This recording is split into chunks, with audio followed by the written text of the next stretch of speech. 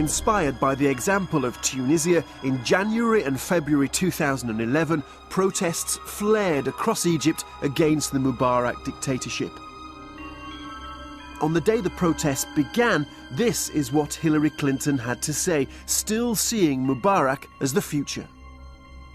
Our assessment is that the Egyptian government is stable and is looking for ways to respond to the legitimate needs and interests of the Egyptian people.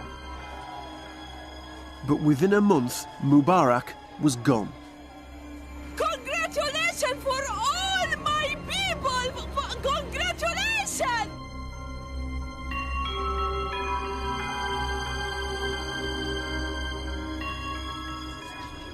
When Hillary Clinton visited Tahrir Square, some of the democracy activists refused to meet her.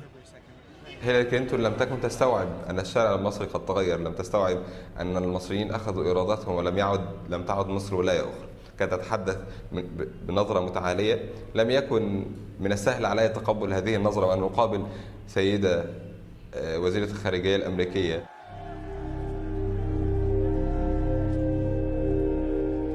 Whatever America's ambitions for bringing democracy to Egypt, the US had thrown its lot in with a dictator. When he was thrown out, for many in Egypt, America had put itself on the wrong side of history. After 9/11, the Americans were using tough new measures. They were seizing terror suspects off the street and shifting them to interrogation centres in secret foreign locations. It was called rendition. We live in the real world. We had certain tools that were offered to us by our government that the Attorney General said was lawful, and it was our responsibility, American Intelligence Service, the American Armed Forces, to carry out these directions to the best of our ability.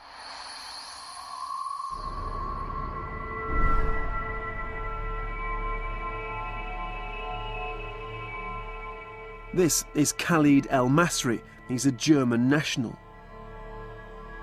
He says he was seized in Macedonia and flown to a secret prison in Afghanistan. He claims his captors were the CIA. Ich befinde mich hier in einem Land, wo keine Gesetze gibt, ob es mir klar ist, was das heißt. Die können mich hier begraben oder 20 Jahre in diesem Gefängnis stecken, niemand weiß von mir was. He says he was beaten and held for 4 months before being released. When we approached them, neither the CIA nor the State Department would talk about the case. But buried in the cables are the secret reports of what the Americans were telling the Germans in private. It was a mistake to take El-Masri. In 2007, German prosecutors identified 13 suspected CIA operatives understood to be involved in El-Masri's abduction. They wanted to issue international arrest warrants, which is when US diplomats stepped in. Global Affairs Counselor underscored the serious negative implications of a German decision to issue international arrest warrants in the El-Masri case. The Deputy Chief of Mission emphasized that issuance of international arrest warrants would have a negative impact on our bilateral relationship. The message was clear. Whatever crimes the CIA might have committed, the Germans should back off. If they didn't, relations between the two countries would be harmed. This is the dark side of diplomacy. Shocking to us, perhaps, but not for those who move in this world. John Negroponte was number 2 at the State Department from 2007 to 2009. We put the El-Masri cables to him. He says American diplomats did nothing wrong. It's a political statement. Governments undertake certain obligations to protect their own employees.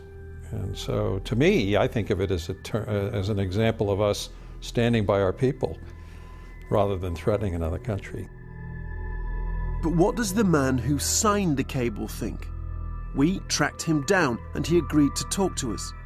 We didn't put pressure, we communicated the feelings of the U.S. government, and that's normal. The job of the United States government is to represent American citizens.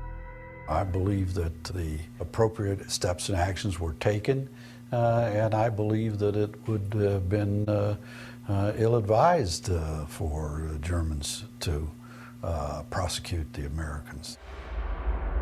But outside of the American government, things look very different. For many, the El Masri cables reveal a dark truth about US diplomacy. When key American interests are at stake, justice counts for little.